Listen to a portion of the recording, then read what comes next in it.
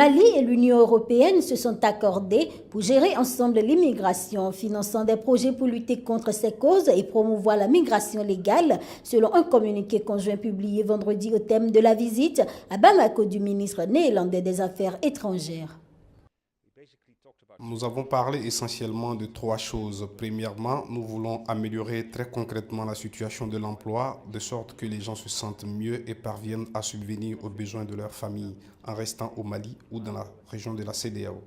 La seconde idée est l'amélioration de la coopération aux frontières et des idées précises sur les passeports biométriques pour arrêter les personnes qui profitent du trafic illégal des êtres humains mourant en Méditerranée.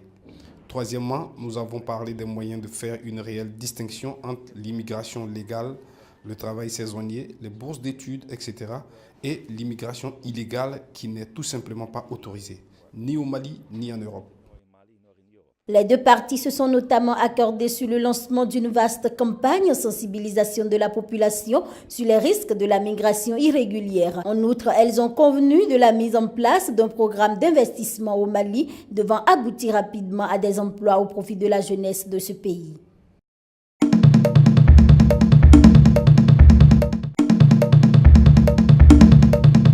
Des dizaines d'habitants de la ville de Sfax, originaires de l'île tunisienne de Kekerna, ont bloqué l'entrée du port pour empêcher les forces de sécurité de se rendre à l'île après une nuit de heurts entre les habitants et les forces de l'ordre sur fond de vives contestations sociales autour des activités d'une société pétrolière britannique.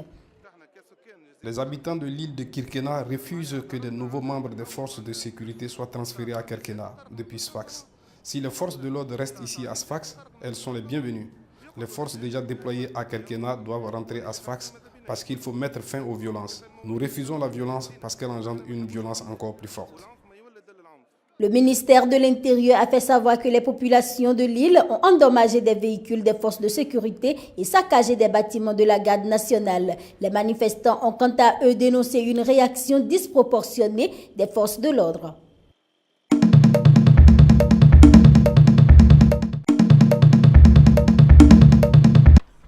Enfin, en février, 33 ans après les faits, ces anciens officiers de police sud-africains ont été inculpés pour le meurtre de Nokuthula Simelane, une militante anti-apartheid.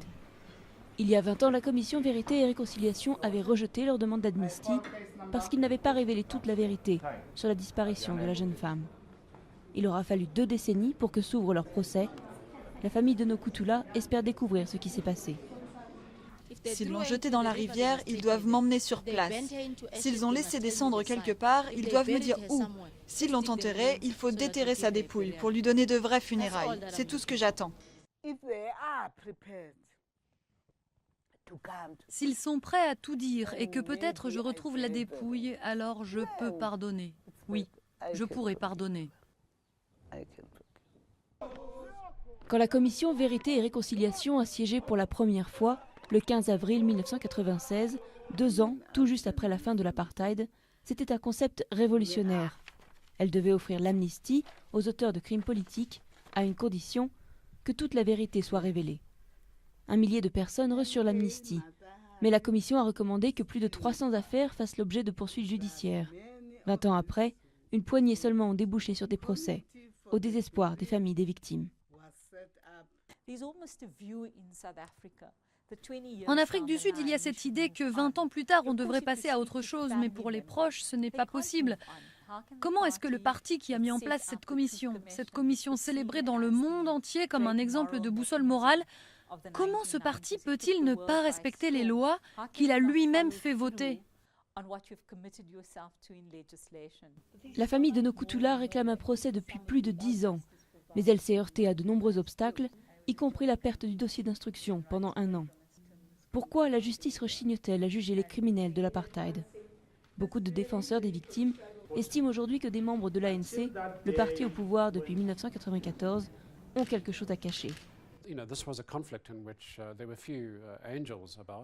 Pendant la lutte, il n'y avait pas beaucoup d'anges dans les rangs des combattants. Donc des personnes engagées dans la lutte armée pour l'ANC pourraient aussi faire face à des conséquences judiciaires aujourd'hui, car des crimes ont été commis des 2 côtés.